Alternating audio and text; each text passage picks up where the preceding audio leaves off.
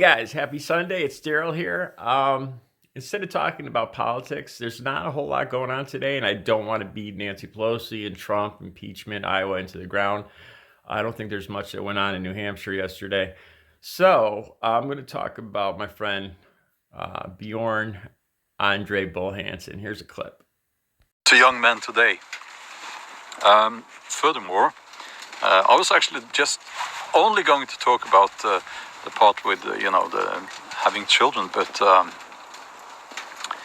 I would like to add also, and this I guess is the third advice a Viking man would give to young men today. Quite simply, you have to strive, you have to do your best, you have to realize that life is a struggle. It's always a struggle. It's always going to be a struggle. The struggle never ends, no matter who you are, actually. I truly believe that. We might look at some people and say, well, they have it easy. But if you knew them, you would have realized that they have their battles that they have to fight, and they have their troubles. They have their heartaches, and they have their, it's... Obviously, it's different if you're like very poor. Life is harder. I do realize that, but we have to do our best with the cards that we are dealt. Life is not fair, but we have to do our best. We have to take responsibility. So I guess that would be the third advice a Viking man would give to young men today. You have to take responsibility for your own life. Look at this. Hey, good morning and happy Sunday to everybody. It's Daryl here. It's coming up on 5 a.m. in Connecticut here on the East Coast. What to talk about today? There's not a whole lot going on in politics today. The usual. There's stuff to talk about, but I'm going to talk about something else. My Viking friend, Bjorn BULL-HANSON. That's a tough name to remember. I talked about him before in another video where I talked about conservatives whining about men being less manly and some crap like that. I kind of like Bjorn though. It's funny. I kind of look at him and almost as I was watching this, I wondered why I was feeling it was almost a competitive feeling. And then I started to realize he talks about Viking culture. He's a Viking and everything, and from Viking ancestry. And I realized that everything I was looking at it from a Native American point of view. His lodging, the way he's cooking, everything from his bedroll. I was comparing it to Native American, the way it's done in a Native American style. And I realized it's more of a competitive, just a good-natured competitive thing. I feel with him that Native American, we do it better, but and then I know I'll probably get responses too. There's always the question that the Vikings coming here and coming into to mingle with the Native Americans.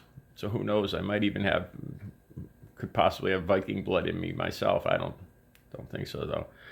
Anyway, my friend BULL-HANSON here, he talks about something that is very close to my heart here. About life isn't fair. And he talks about something else, about not comparing yourself to others. Well, he doesn't talk about that. He talks about how he says about looking at other people and saying they got easier than you. And this is what I see in a lot of Trump supporters. And I see in Donald Trump himself. I don't want to stereotype. I don't want to say they all feel like this, but I see this a lot. It seems to be the core of their whole thing. They seem to be very judgmental. They're very angry, very somewhat envious and jealous of other people. These people don't deserve this. I deserve more. I work harder. I'm more American. Everybody, you don't deserve to get married. You don't deserve, you can't have an abortion. I deserve guns. I deserve all the guns in the world, even if I'm crazy and on drugs. So it seems very judgmental. And like I've said, one thing I've learned, and I truly believe this with all my heart, one of the surest ways to be unhappy in life is to judge yourself against other people on a daily basis, against your neighbors, your relatives, especially your friends, um, comparing yourself where you're at, how much you're making, how many kids you got, how good your kids are doing. It's a sure way to just have a shitty day. It really is. Um, some people live by this. It's their whole life revolves around this. It's how they rate themselves, and I feel like I really feel like that's a Trump supporter right there. It makes you. I think it makes them very aggressive, very judgmental, very envious.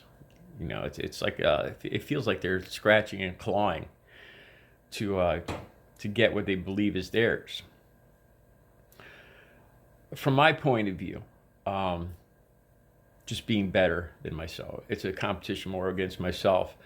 Um, Let me talk about this. I wasn't going to talk about this. I get comments from viewers, and these are the critical viewers. Some are trolls, and they'll bring up the fact that, geez, if your new viewers saw what your old channel was like or your old videos, or wonder what they think.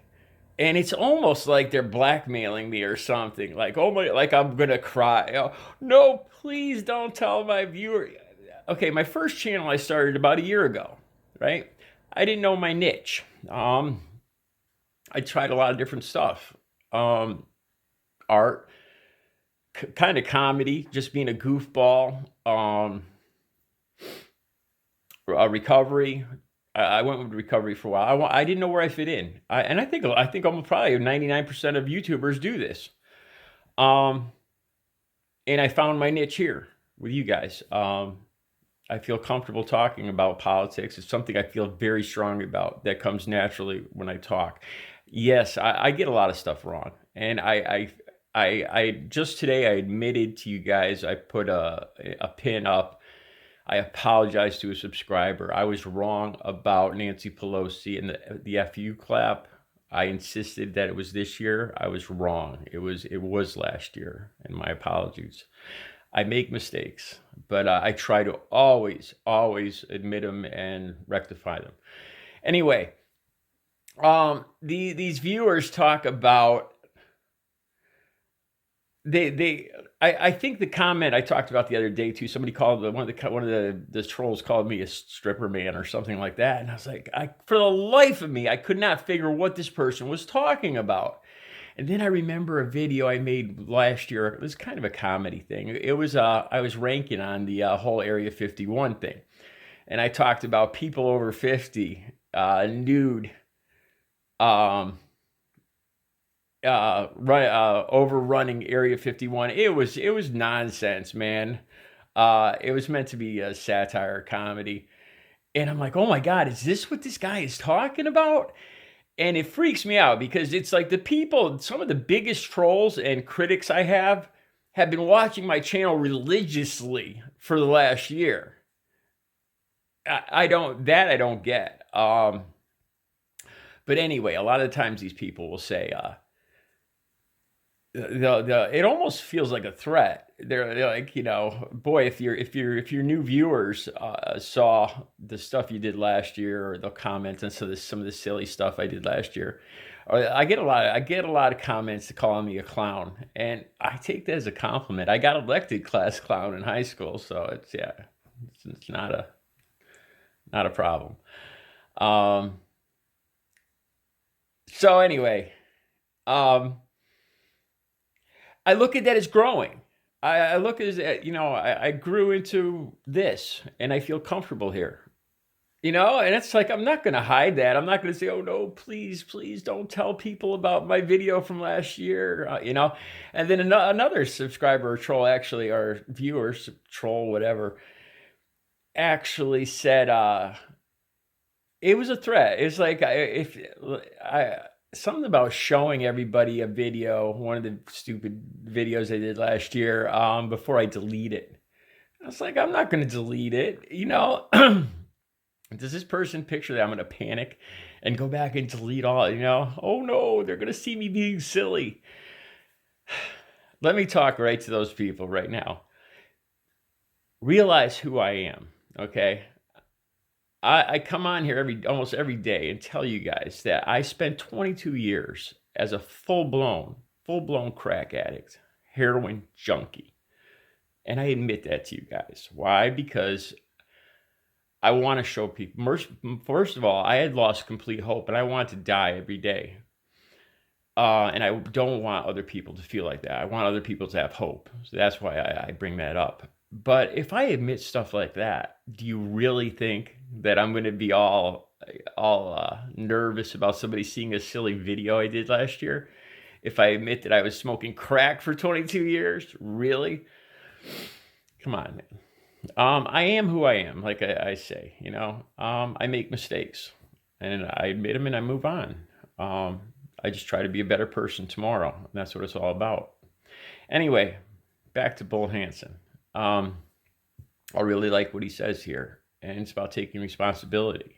I could have blamed, like, my drug use for 22 years. I could have blamed that on a lot of things. To this day, a lot of my family still thinks that they did something wrong. And I tell them, no, you didn't do anything wrong. It's a disease. And I made bad choices. And I perpetrated those bad choices. I could blame it on losing my dad. I could blame it on, I was actually molested by a cop when I was 10 years old after my dad died. I could blame it on that. But no, man, I take responsibility for what where I'm at, and move forward, learn from it, and that's it. So anyway, I like what I like what the Viking man is saying here. He seems like a good man. I'll probably be featuring him more. I don't agree with everything he says, but most of it. All right, you guys have a good day.